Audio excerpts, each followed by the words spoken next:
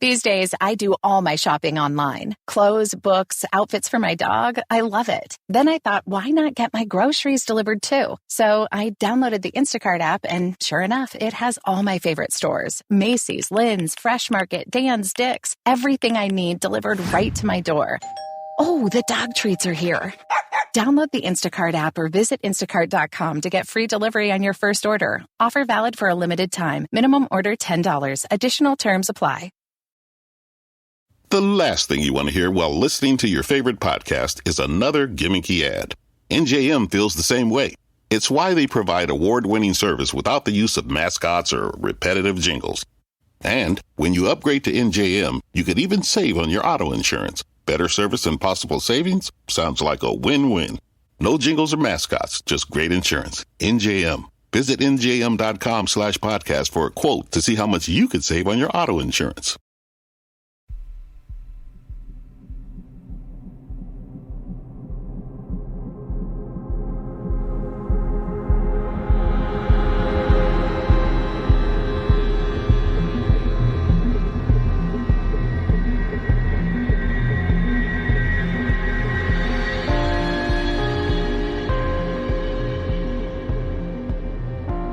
Hello and welcome to mini episode 123 of Real Life Ghost Stories. If you were expecting to hear a main episode today, it is not going to happen, as today's main episode has been replaced by a mini episode.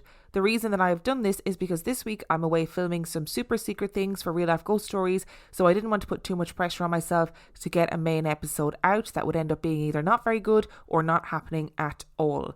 So next week there will be a main episode and 2 mini episodes as normal.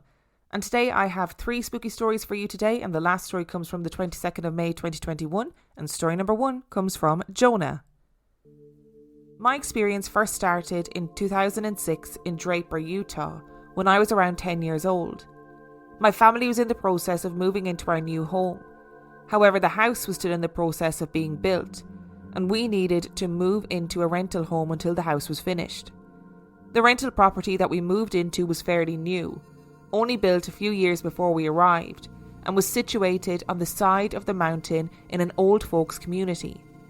Long story short, the neighbours were very rich and very much over me and my younger brother being in their space. The house itself was huge, and when my parents showed us to our room, I immediately felt a sense of danger as I walked in. The room itself was simple. There were a few black smudges and handprints on the walls as if the previous renters made a mess of the room as they left. But what got at me was the feeling of the room. It was like I just walked into a room where there were several adult men all angry at me and wanting to punish me.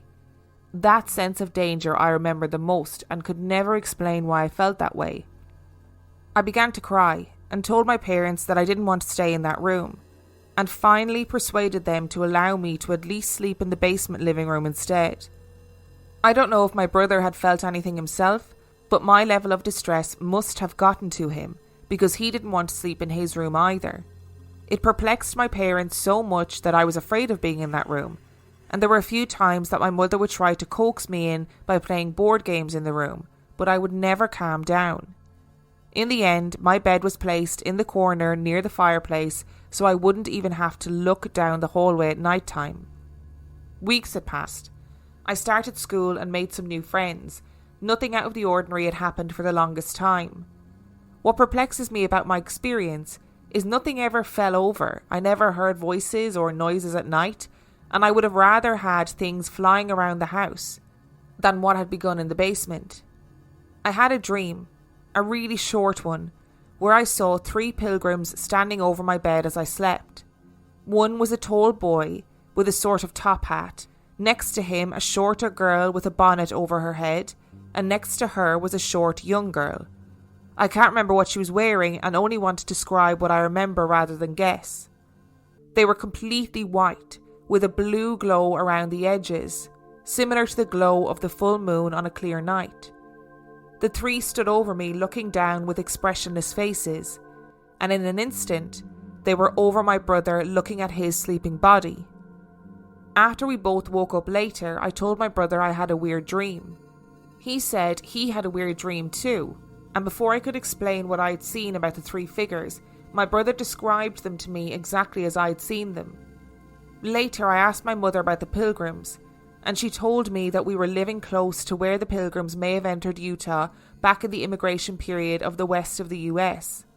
It was such a strange experience, especially since I didn't know why their entire bodies were white. I didn't know what ghosts were at the time, and I never encountered the three again. Things began to get worse as the time passed. Our animals began to act strangely, with our cat going down that hallway each and every night and crying out. One of our dogs would only ever come downstairs to walk immediately into that hallway and would growl at something. I never knew what they were focused on. I was always too scared to look around the corner at the bedrooms at night, and the animals would never stay around for long enough to investigate with me what they had seen. And this was when I first encountered her. I was asleep and began to have an out-of-body experience, where I was floating above my own body. I travelled around the room for a bit before I heard a noise coming from that L-shaped portion behind the other side of the stairs. I floated over to see a dry brush phasing in through the wall like the natural fauna was overtaking the house. Visions flashed past of the pilgrims fearing for their lives, something about a baby that they couldn't find. I think they had died here. A shape moved in the brush, shaking it, and immediately a sense of danger came over me. In a blur, the figure charged out of the brush at me. The figure either moved too fast, or its body was twisted around itself. I couldn't tell what it was. I panicked and raced back to my sleeping body. And just as I reached my body, I felt the thing attack me and hit me in the back. At this point, I woke up and became too scared to sleep downstairs. I began to sneak upstairs each night and sleep on the floor as close to my parents' room as I could get without them knowing that I was there. Nightmares were common after that, and it was always a struggle to sleep.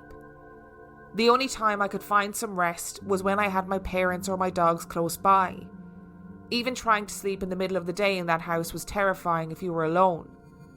Soon after, I became incredibly ill with some sort of stomach thing that the doctors couldn't cure. I wasn't sure what it was, being 10 and all, but it made it to where I couldn't go to school. I was in so much pain. From what I remember, I'd missed about 2 months of school. They also found 4 incredibly long scars that ran right to left on my back from something scratching me pretty badly. My parents were alarmed, and the only reason I could think of having the scratches is from the dream where my back was attacked. Thinking about it now, it's weird that there were 4 when paranormal scratches normally come in sets of 3s. Around the same time, I became incredibly depressed. This I know now, knowing how depression feels, but I still don't know when it started, since it's usually hard to tell when you start feeling depressed. At this point, I'd looked up stuff online about being followed by invisible people and animals and being scared of shadows and stumbling upon ghosts and hauntings. I told my parents about it, but they were only angry at me that I was trying to pull something. In 2007, we moved to another rental house, close to where our house was. It was nearly built, and it was only needing a few months before we could move in. I was ecstatic when we finally moved, and I'd gone into the downstairs bedroom one last time as we moved out. The dangerous feeling was still there, as well as the feeling being in that corner of that L-shaped room. I remember staring at the wall with the handprints and the feeling of danger, still scared, but happy that I had won and I was getting to leave. The new house was in a normal Utah suburb, meaning plenty of kids and having to drive 30 minutes just to get to the grocery store. But as we moved, the feeling of her followed. I continued to have horrific nightmares, and now it wasn't just me. My mother began to wake up screaming every night. Sometimes about spiders crawling on her, but mostly of shadow figures peeking at her from the doorway or from the foot of her bed. I was scared about the things we were both experiencing. Had the ghosts followed us here? I thought that ghosts stayed attached to the house they were haunting. Was this something else? Something happened, and again, I don't want to guess.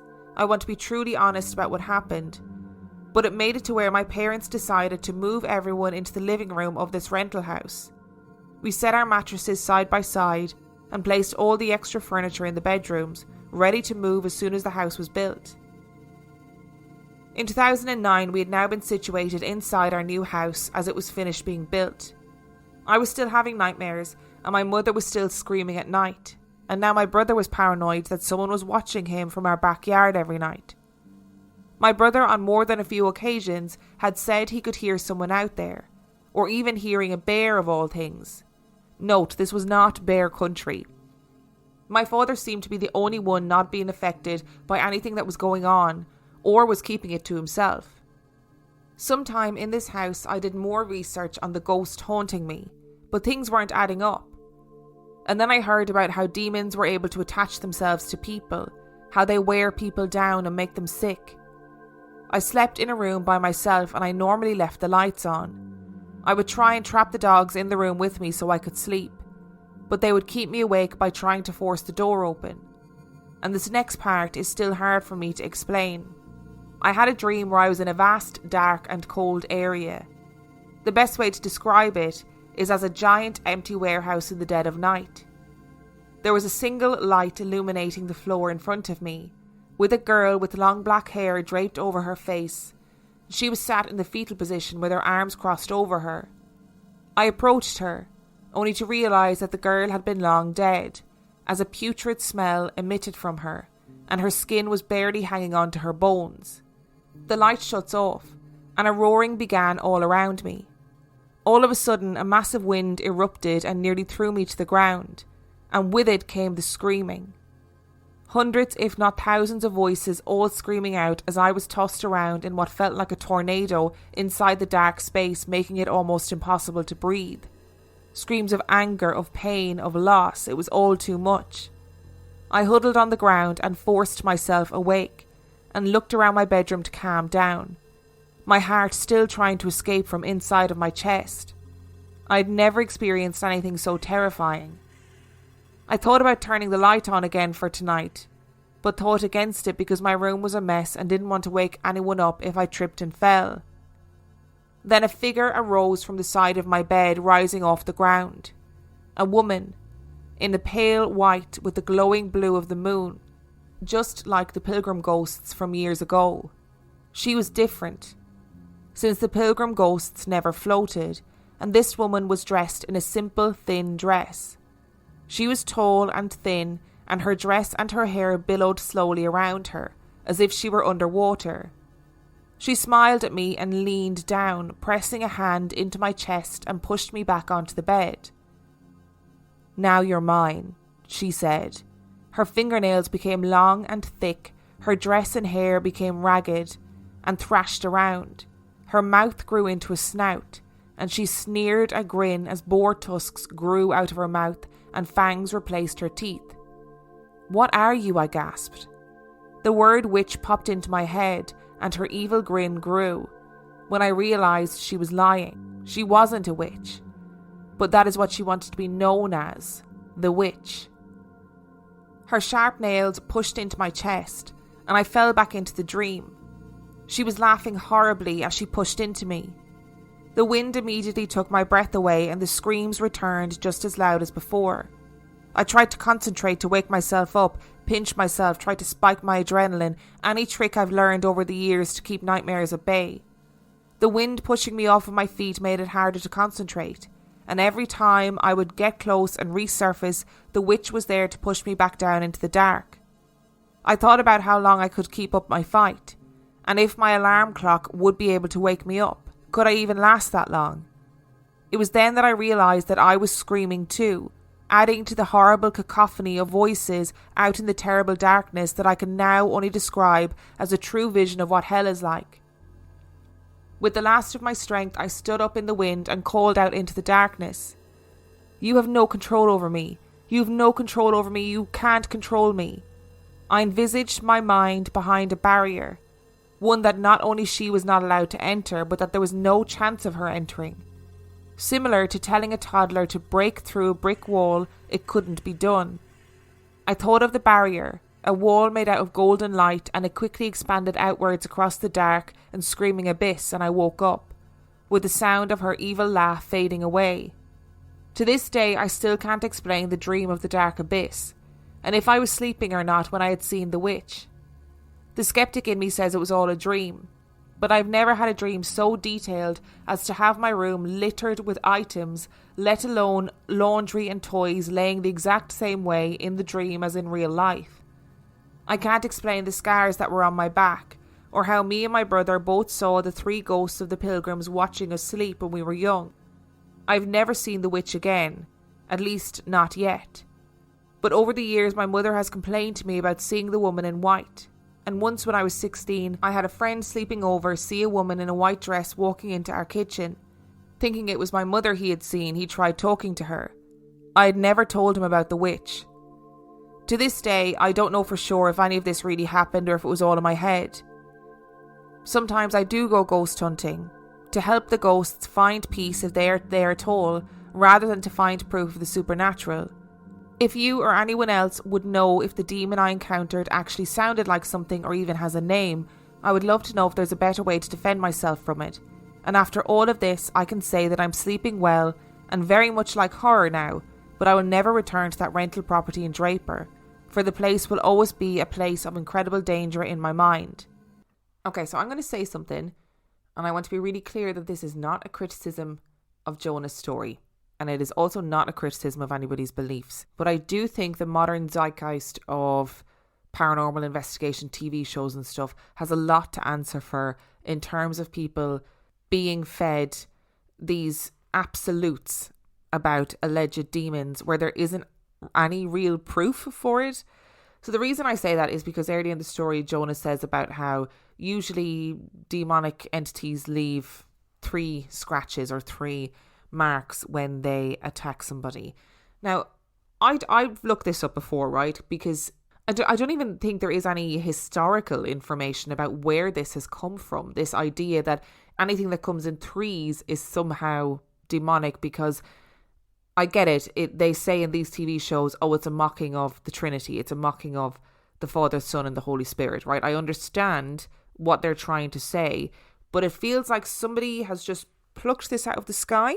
And because it sounds cool and it sounds dramatic and it's sensationalized, it has stuck. So again, I want to be really clear. I'm not criticizing Jonah's story, but I think what has happened is that demons sell TV shows. And this idea that you can't just have a haunted house anymore, it has to be a demon. Or like in the case of Skinwalker Ranch, or is it Stardust Ranch? No, it's in the case of Stardust Ranch. It's, you know, a TV show went in and investigated and they said it wasn't aliens, it was demons in the skies. And I personally just think it's a little bit dangerous for all of these quote unquote paranormal experts to be perpetuating this idea that if your house is being haunted, it is, 9 times out of 10 it's going to be demonic, because that really scares people. Okay, that really frightens people. And it's something that people would get really worked up about.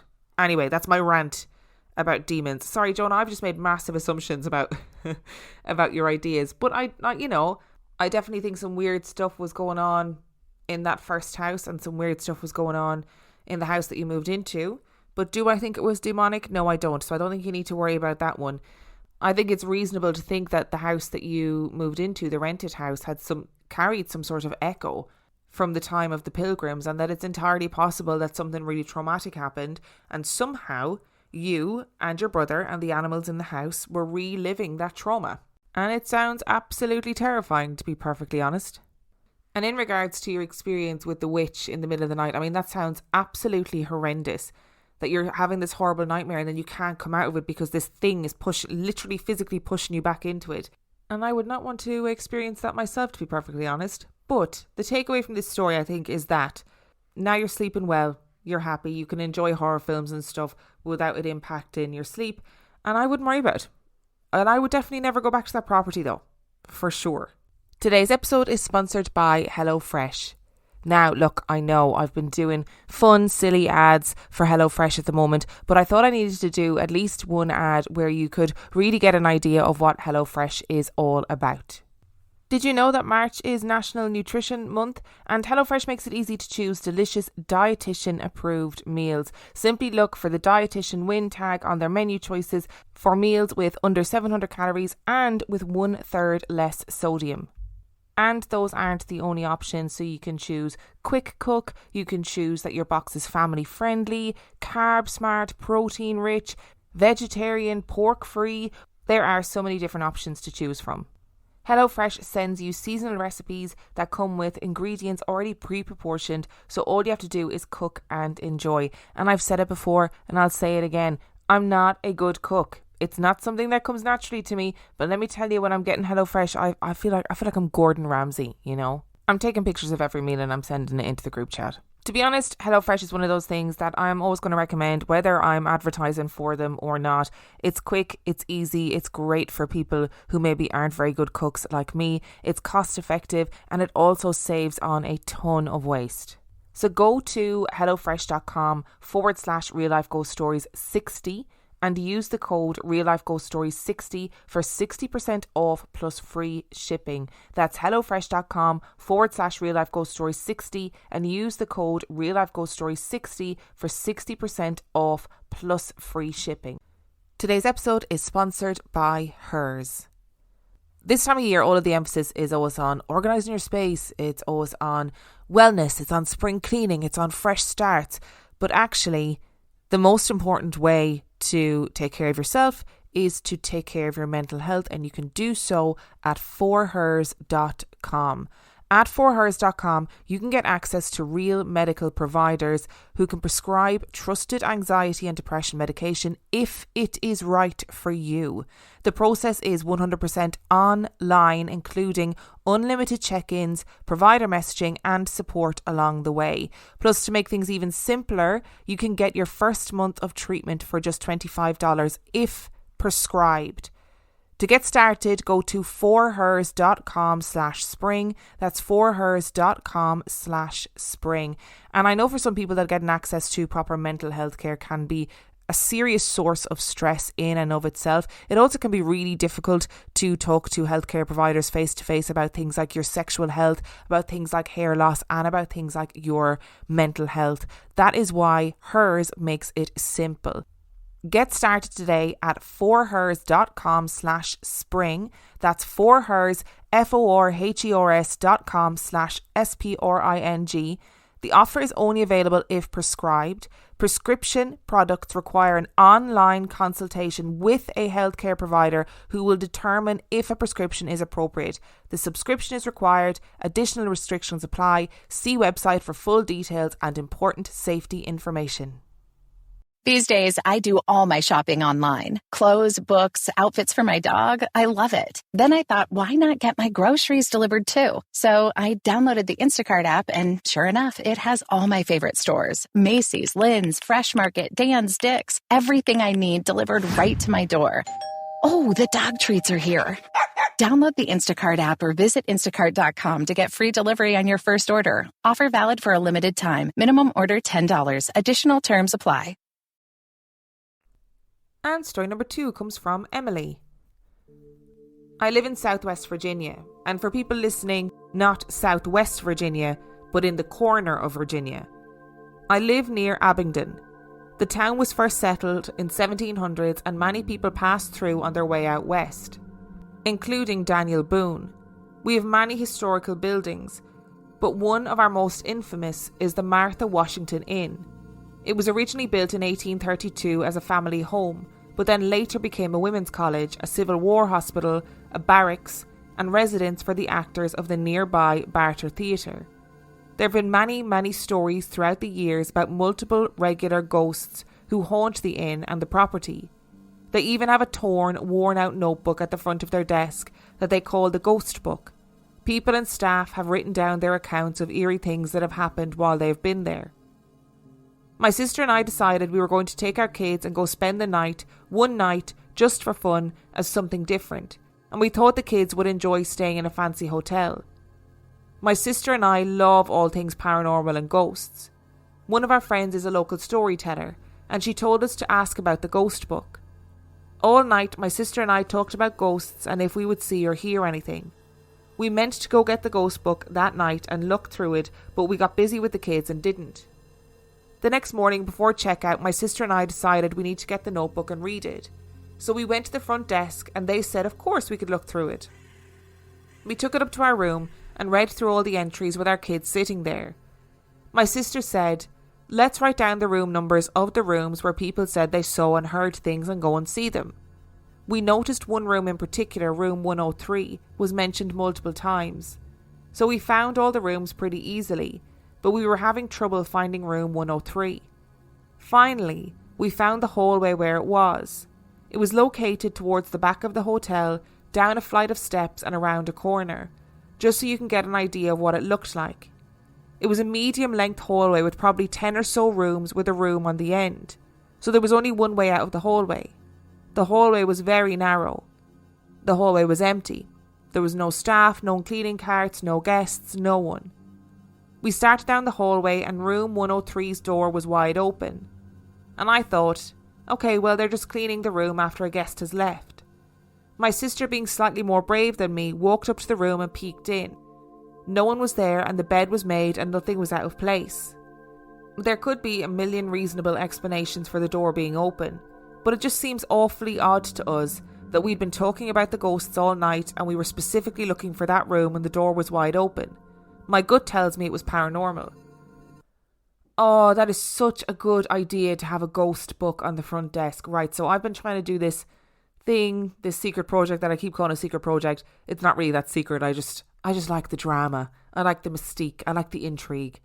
And honestly, it's so hard to find places who are willing to even tongue-in-cheek embrace that people have had ghostly experiences there. And I don't know whether it's like buildings just don't want to be associated with ghost stories, or they think it's like uncouth to be associated with ghost stories, or they're worried about the type of clientele that it might attract, or I don't know, but a lot of places are really reluctant to be involved in that kind of thing. Whereas I think if I had any sort of haunted establishment, even if it was like suggestion of a haunting, even if it was just old, I'd be like, yeah, it's definitely haunted. And I would embrace all the paranormal lovers that would come to stay, for sure. And I would definitely have a ghost book for people to write down their experiences. And story number 3 comes from Jordan. My parents met in the late 80s and they were both serving members of the military. Shortly after they met, both my parents were assigned to an Air Force base in Ontario. I was born there, and my brother followed shortly afterwards. Roughly a year after my brother was born, we were transferred to the province of Quebec. We were located in a highly francophone region in Quebec, where my father had been posted to an army base. My parents decided to buy a house in a neighbouring town. It wasn't a luxury home, but I enjoyed my time there as a kid. We had a large backyard which I spent a lot of time in. The history of the house was unknown to my family. From the looks of it, the house didn't appear haunted. It wasn't bent out of shape, it was just a 1970s cookie-cutter house in an ordinary middle-class neighbourhood. I suppose this might be one of the visions of what a basic family home would look like in North America. In this house, at 3 years old, everything started. We were what I thought was an average family, but happy and in good health. Nobody had any serious issues, the family dynamic was awesome, and my dad was incredibly creative and fun. For the most part, we were good children. We did well in our early school years, and we weren't too spoiled, especially because we couldn't afford to be. But my mother did everything she could to pamper me and my brother. She wanted a good life for us. She would save her money to ensure we always had new clothes and shoes for school. She also always taught us good manners, to treat people with respect and to not judge others. Despite their eventual separation, they remained amazing parents. They always did their best to offer us a good life. When we moved to this town, my mother sacrificed her service to follow my father's. I believe it was a fluke that they were previously posted to the same base, because in the 1980s, career managers were not as accommodating to service couples as they are now in Canada. She decided to use this opportunity to raise her children and look after the home until we were old enough to look after ourselves. In this home, I had a small window in my bedroom on the left side that had a partial view of our large fenced-in backyard. I couldn't see anything though, since the window was located high enough on the wall and I was almost at the basement level. Plus, I was just a little guy. I vividly recall many details. My parents purchased my first bed for me when we moved into that house. It was lifted up onto a metal frame and painted bright red, like a maraschino cherry. There was also a railing that my parents later took off when I became older. It was between the ages of 3 and 4 years old, but well before kindergarten before I experienced something so impactful that it would forever be burned into my head until this day. Most nights we probably went to bed between 7 and 8 p.m. We were familiar with the routine and we followed it.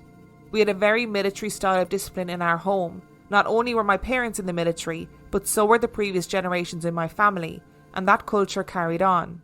We weren't perfect kids, but I like to think we were well-behaved kids. One night, I awoke in my cherry red bed. I knew it was late because it was dark outside my window, but not so late that my parents were asleep because I could hear them talking upstairs with the TV on. I struggled to fall asleep, so I lay down on my bed, looked around the room like any curious child. I was getting uncomfortable, so I turned over to my left side, which would have been facing the door to my bedroom. It was dark enough in the room, but I was in my room long enough for my eyes to be well adapted to the darkness at this stage.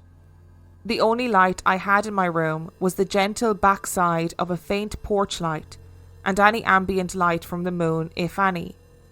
I looked around the room and then I began to draw my attention to my bedroom door.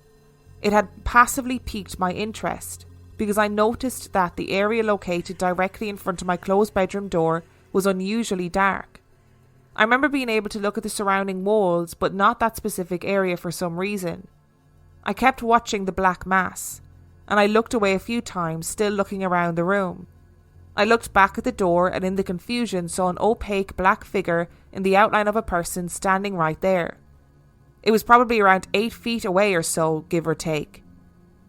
I wasn't initially scared, and instead I think I kind of giggled, thinking it looked like a person, and that some object in my room was obviously creating a very telling shadow of a humanoid. I kept looking into the shadows, but I started to realise that something seemed strange. The shadow itself was not on the wall, it was off the wall, in the room, standing like a person and opaquely black in colour. No light seemed to come through, it was not transparent, it was not translucent. It was a deep black hole. I was still confused, and I didn't put too much thought into it, so I kept gazing. In one moment I was relaxed and intrigued as to what was causing this image in front of me. But in the next I was struck with paralysing fear as I started to see the figure moving towards me. It wasn't walking like a human or something I even recognised on the planet at that moment in my life. There were almost no features. There was no face, but I could clearly discern the shape of the body, the arms and legs and so on. He resembled a man. When the shadow approached me, it did so by walking. There was no fluid, human-like limbs moving around in a human-like or even earth-like fashion. This shadow would vanish, then reappear a step or two closer in a moment, as fast as a shutter can trigger on a camera.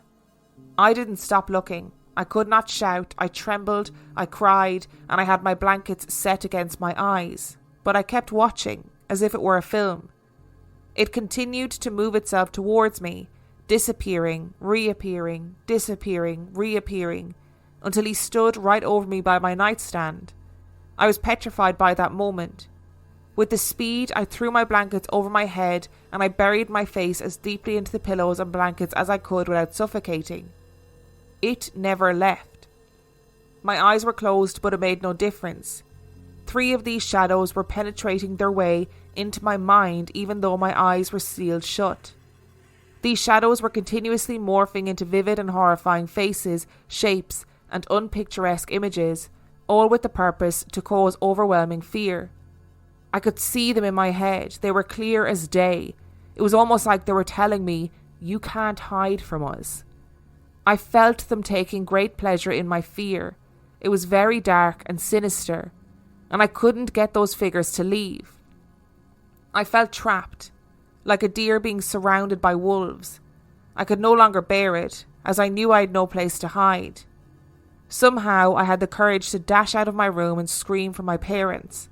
I remember running up the stairs to the living room, tripping on the way as I shouted, "Mommy, Daddy, there's a man in my bedroom." I was emotionally distraught, weeping, trembling and hyperventilating. My mother did what I think most moms would do, and tried to reassure their kid that it was just a dream and go back to sleep. I insisted on the fact that there was a man in my room. My parents took me back to bed, turned on the light and said a prayer while leaving a holy crucifix under my pillow. It's the only case I can recall in this specific town, but it wasn't my last experience. They came back at times later in life from the age of 9 to 18 and had much higher intensity. Oh, do you ever just feel like shadow people just need to get a life? That seems very unfeeling about the dead, doesn't it? They just need to get a life. But no, shadow people just need to go away. Like, whatever about scaring grown adults, but actively trying to scare small children, that's just unfair and it's very bullying energy, and we are not here for that kind of behaviour. Thank you so much to Jonah, Emily and Jordan for sending in your stories. Thank you so much for listening. Remember, the last story came from the 22nd of May 2021. And also remember that next week we'll be back with our normal 2 mini episodes and a main episode on Sunday. If you would like to know anything more about Real Life Ghost Stories, you can do so by checking out the website reallifeghoststoriespodcast.com. And on that note, I shall see you next time.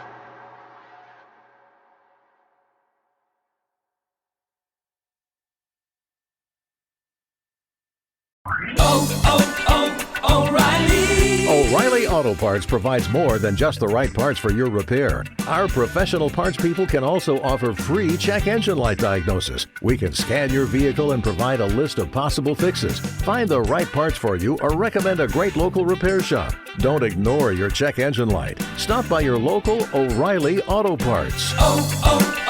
O'Reilly Auto Parts.